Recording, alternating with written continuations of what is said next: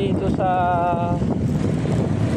nagte-trending ngayon na post itong isa vlogger na itago natin sa pangalang Sir Gaming.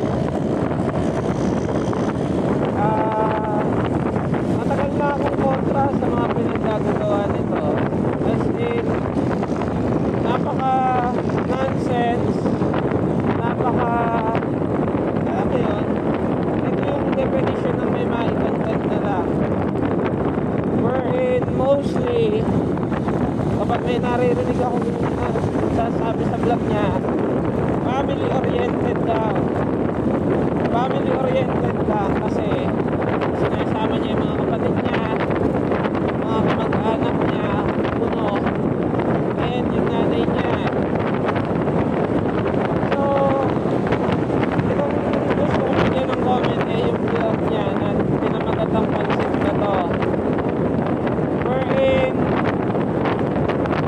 susubukan niya kuno ng pansin na to, pero yung video eh isasalampak sa bibig biktima eh buhangin.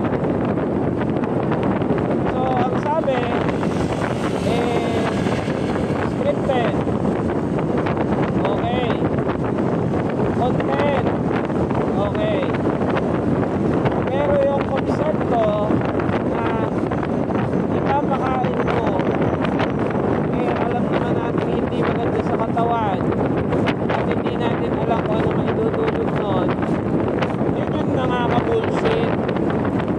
Matagal na akong gusto mag-comment dito sa gaming na to, promise. Ang dami niya ng useless na pinagpopopost. Sasabihin ng iba, huwag mo panoorin, never ko siya pinanood. Mag-unfollow ka, wala akong plan follow to. Ngayon lang, talagang hindi ako nakikita, pero alam mo yun, nakaka-bad trip lang yung pinaggagawa niya. Or hindi naman kasi basta-basta yung buhangin, guys. Alam natin, it is an unknown particle. Ihalo lupa, bato, semento, ano man yan. And then you're gonna put it on the mouth of that person. Para lang sa content, para lang sa view. Ngayon sabi niya sa vlogger, buhaw na nga ba sa view at sa gaming? Ano yung naturally ng dating duro? Hindi ba pinaggagawa mo? Hindi maituro mo na lang.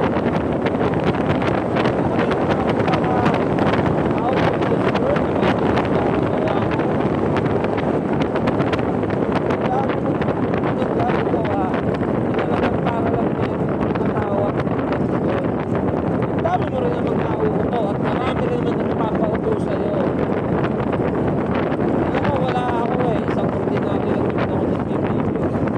Pero sana yung boses ko, kahit pa paano, hindi marinig. Wala, sablay ka eh.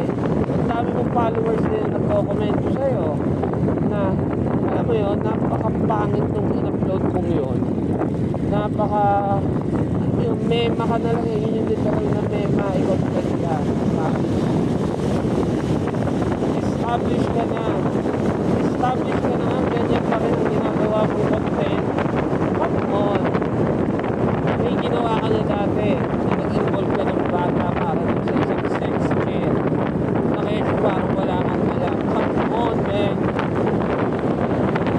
Napaka-cheap na sa mga pinaggagawa mo. Mangyayari, magsusorry ka.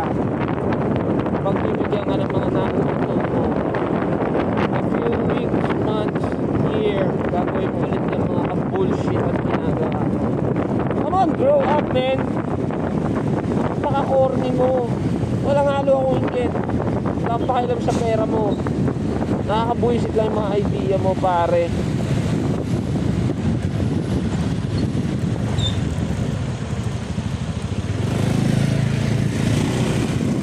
Yun, almost 8 million followers mo para gumawa ka pa ng ganong kachipa na, alam mo yun, sasabihin mo, nililiteral mo, stupid ass. napaka-lame ng mga ginagawa mo. Dami-dami ng pera, wala kang maisip na content na may sense. Come on, man. Makarating sana to sa'yo. Ani-ani, pwede din kitang i-email. Pero why not? Sige. I-update ko kayo, guys. I-email ko tong JB na to. Promise. Hindi ka nakakatuwa, man.